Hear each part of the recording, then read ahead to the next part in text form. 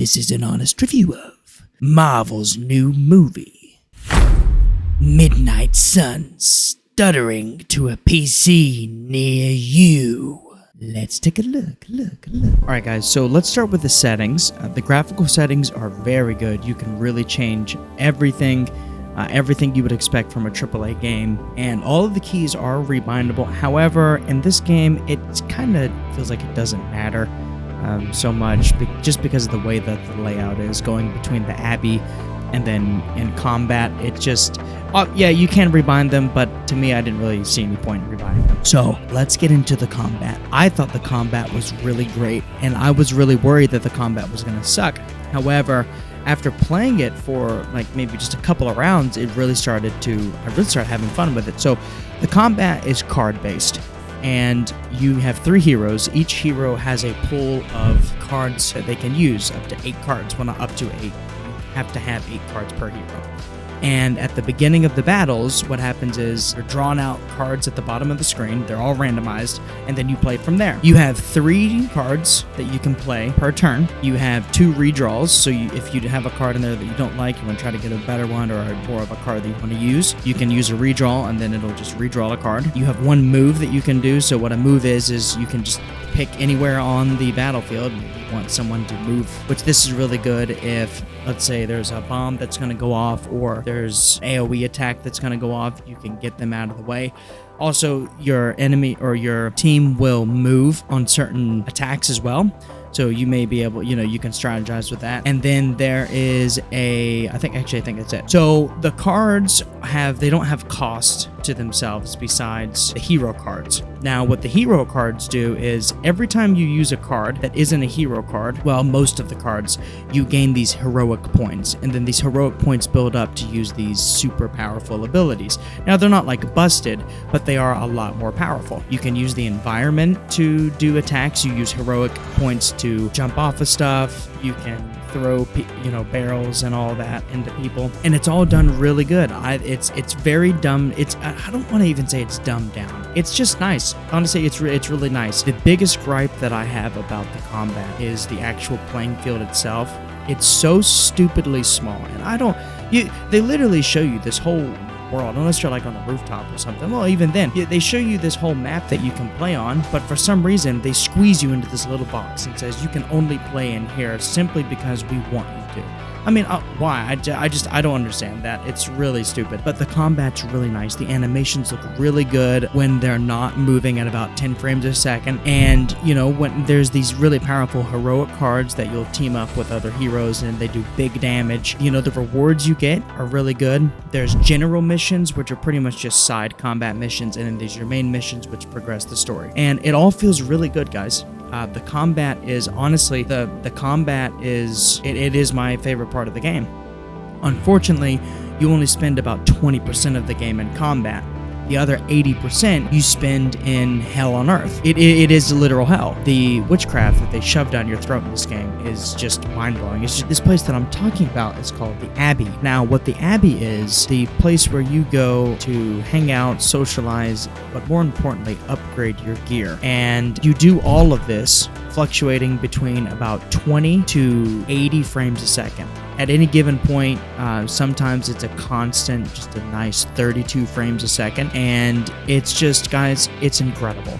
You pay $60 for terrible looking graphics, the frames to just run and stutter like an absolute dog that just ate freaking rat poison. It's great, guys. I mean, job well done. Hey, job well done, guys. What an incredible game, huh? Isn't this great? Isn't this what we pay for? Yeah. Oh, it's not? Oh, okay, just checking. And so while you're here, you do all your upgrades. Let's start with the upgrades. How do you upgrade? Well, sometimes you'll get these little cache settings that you can go to Doctor Strange and Tony Stark. These most annoying fuckers in the whole game. And you go and they'll kind of whoosh their hand around like, yeah. And then they'll open up the cache. You'll get some prizes out of it, right? Sometimes you'll get cards for upgrading, and then other times you'll just get resources, or maybe it's all cards. I don't actually remember. And so but you need to do this. This is good for the progression of your character. You then can take your cards, any of your cards that you have, as long as you have duplicates, and one of them is equipped to a character, you take them to Blade out in the sparring area, and you can upgrade actual cards themselves. So like I said, as long as you have a card equipped and you have a duplicate of that card, you can fuse them together using these essence, which they're all different, and you can upgrade that card and make it stronger. Also, while you're here, you can spar with other characters. I think you can only spar with characters once, and then they have to recharge for 3 days or 4 days, something like that. What this does, this allows you to gain affinity with them, and it also continues to unlock different perks and more stats for those characters when they're in combat. You see, guys, everything you do in the Abbey directly contributes to combat. However, like I said, you only spend about 20% of your time in combat. The rest of the time you're here. So, while you're here, you would want it to be a decent experience. Unfortunately, they have forced you to interact with these poor bastards. So you've got people from the Avengers, and then you've got people from the Midnight Suns. And they're all annoying. Every single one of them. The Midnight Suns is a group full of teeny boppers and 12-year-olds, not literally, but they might as well be. And then the Avengers are just smartass pricks. And guys, they're all annoying. They have this relationship system where you become friendly with people, and you gain rapport with them, so that way their stats in battle can increase. Now, in the real world, the way this would work is that if you chose that, you said, you know what, I don't like the way you talk, I'm not going to hang out with you, and you say, but I like talking with you, so I'm going to try to hang out with you more. They don't do that. They force you to hang out with everyone. Now, when I say hang out, there's a literal option to hang out. You pretty much go on this date with this person, or just do whatever. For example, you can take Blade fishing, or you can take and Blade's a little bitch in this game, guys. Damn it, it pissed me off so much. Or you can take Captain Marvel working out or something like that, or take Magic for a walk or something. And they're all associated with their type of character. So when I say character, I mean like their character as a person. And all of this contributes to building stats. And they're all annoying, guys. And this is the downfall of this game. The combat is great. I mean, guys, it's really good. The combat is really fun. It's a lot of fun. But this place is awful. It's awful. All you want to do is just run away. But you can't. So the way that the flow works is you wake up in the morning, you do all your upgrades and stuff, you go on your missions, you can run around the Abbey and do all that. But then after you get back from a mission, it becomes nighttime. And so when you get back, you can't upgrade and do all that because everyone else is lounging around, which I guess is nice. And then you can either go to bed or you can hang out and talk to people. So usually what I do is I just go straight to bed because I don't want to hang out with any of these fuckers. Then you start over and you do it all over again. The flow is nice. I like the way that they have the progression. I love the progression in this game, actually. It feels very, I really like it. You kind of feel like you're going through day to day to day.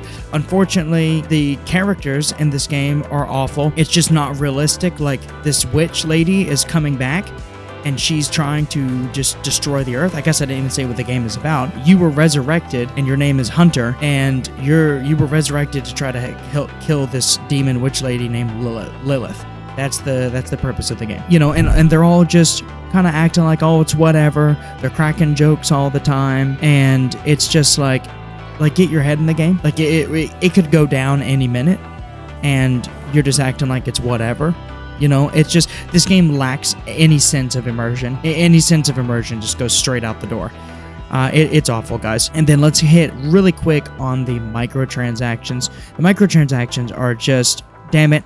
What they've done is they've given you part of the game as per usual. They sell you a game, and then they sell you the other part of the game. And the other part of the game is all cosmetics. Now, thank goodness it's not actual content, but the problem is these were in the store on day one. So what that means is that they actually already had these made. They could have chosen to put these in the game, but instead they're going to make you buy them with in-game currency, with paid currency. And, just don't buy them. Just don't buy them, and it's fine. But they should have never been in there in the first place.